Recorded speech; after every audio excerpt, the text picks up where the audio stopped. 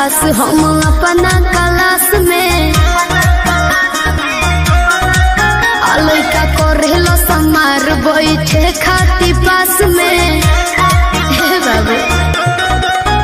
बानी सबसे झकास हम अपना क्लास में लइका करेलो समार बैठे खाती पास में सभे करेला बड़ाई हम केने केने जाई केहू कहे अमर पाली केहू लूलिया